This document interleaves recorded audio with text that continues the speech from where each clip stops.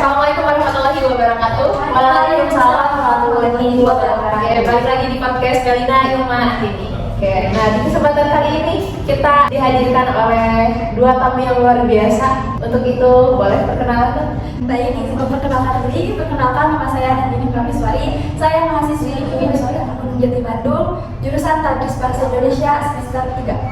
Ya baik, perkenalkan juga nama saya Siba, saya mahasiswi UIN Sunan Gunung Jati Bandung, semester 3 jurusan Tadris Bahasa Indonesia. Dari tamu yang sudah berkenalan tadi gitu ya, sudah kelihatan kita akan membahas mengenai bahasa karena kedua tamu luar biasa ini berasal dari Tadris Bahasa Indonesia ya? Iya. Oke, untuk itu yang pertama kita bahas adalah apa sih itu bahasa gitu. Oke, dari kita dulu. Saya, Oke, boleh. baik. Bahasa itu apa sih? Bahasa yaitu sistem lambang bunyi yang bersifat arbiter atau mana suka yang berubah-ubah yang digunakan oleh para anggota kelompok sosial untuk bekerja sama, berkomunikasi, berdiskusi, saling bertukar pikiran gitu kan, dan identifikasi diri.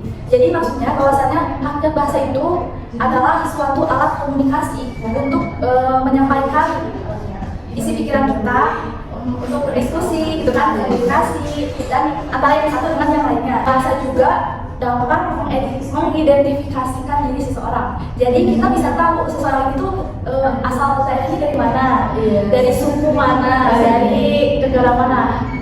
Dan hal itu dapat dilihat dari cara dia menggunakan bahasanya, gitu ya. Baik, mungkin hakikat bahasa itu seperti itu ya teman-teman. Terima kasih atas penjelasan. Sekarang udah ada di sini. Oh, bahasa itu adalah itu yang tadi yang udah dijelasin. Oke, selanjutnya setelah kita tahu nih bahasa pasti kan ada fungsi ya setiap apapun itu gitu. Nah, gimana sih menurut teman-teman mahasiswa tuh fungsi bahasa itu kayak gimana sih? Ya mungkin dari saya ya, mungkin sudah dijelaskan juga ya tadi bahasa itu ya. Kalau saya bahasa secara khusus itu merupakan alat komunikasi dalam kehidupan sehari-hari gitu ya. Nah, dalam aktivitas sehari-hari juga bahasa digunakan untuk percakapan biasa sehari-hari ya, gimana kita terus dalam konteks ini bahasa memiliki fungsi sebagai sarana internasional terus dan transisional. Jadi kayak ya gitu internasional transaksi gitu ya. Terus habis itu akan tapi bahasa juga memiliki fungsi khusus gitu. Nah, untuk mengetahui fungsi khusus bahasa kita harus melakukan analisis dulu nih. Terus analisis kalau nggak kajian terhadap bahasa yang berkaitan dengan konteks pemakaiannya. Nah, baik dalam kalimat paragraf maupun dalam wawancara gitu ya.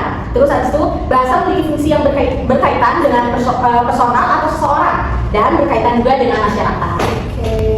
Luar biasa ya sekali yang ini gitu ya. Tadi kita udah mengetahui gitu hakikat bahasa itu apa, terus kemudian fungsi dari bahasa. Nah tapi tuh saya gitu ya sebagai moderator pernah dengar kalau misalkan bahasa itu memiliki sifat, betul nggak sih?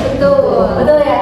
Nah setelah memiliki sifat tapi ternyata saya baca-baca kemudian tuh sifatnya itu banyak. Nah salah satunya tuh teman-teman saya pernah baca bahasa itu bersifat konvensional. Nah tapi saya tuh kurang paham gitu ya karena mungkin juga saya bukan berlatar belakangkan dari mahasiswa jurusan bahasa Indonesia. Maka dari itu dengan kesempatan kali ini adanya tamu luar biasa, saya pengen tahu nih gitu bahasa bersifat konvensional tuh kayak gimana sih gitu.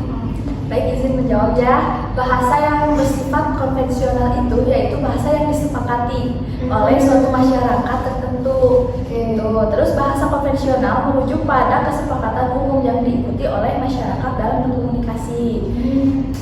Terus istilah konvensional ini berasal dari kata konvensi yang berarti kesepakatan atau adat yang telah disepakati bersama gitu di suatu daerah itu. Misalnya, contohnya saya asli misalkan Majalengka kan dominan Sunda gitu ya. Sedangkan misalkan Teh Naila juga asli Sunda. Jadi kita sepakat kalau di suatu daerah kita itu Majalengka menggunakan bahasa saya itu bahasa Sunda. Gak mungkin kan sekarang saya menggunakan bahasa Sunda, sedangkan dia berkomunikasi kepada situ menggunakan bahasa Arab. Itu kan harus disepakati dulu gitu.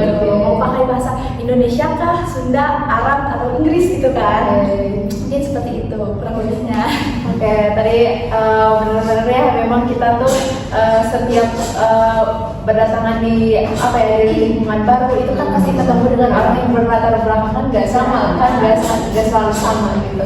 Nah kalau dari Teh Naila ada contoh tersendiri nggak gitu soal bahasa tuh sebenarnya disepakati ya? Iya, lanjut aja ya. Oke. Ya, kalau kan aku udah asli Jakarta nih ya, Iya. terus masuk ke apa ya orang Sunda gitu ya, Iya. orang-orang yang Sunda gitu ya. Nah kalau di Jakarta teh bahasa ya udah bahasa Indonesia biasa gitu, kursi ya kita menetapkannya kursi gitu. Iya. Tapi kan kalau beda kalau di Sunda ya, kalau di Sunda apa Kursi. kursi, Iya. jadi beda gitu kursi gitu ya.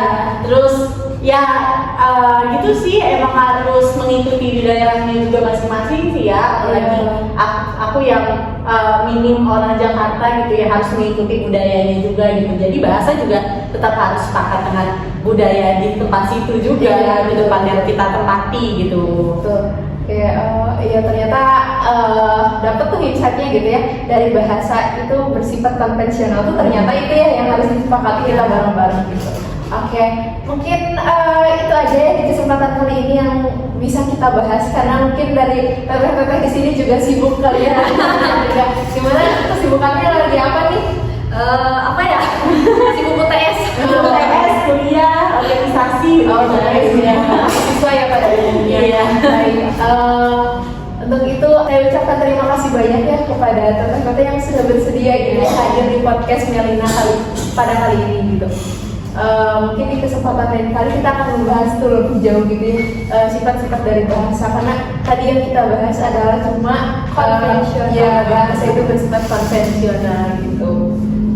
Oke, mungkin sekian saja. Terima kasih teman-teman yang udah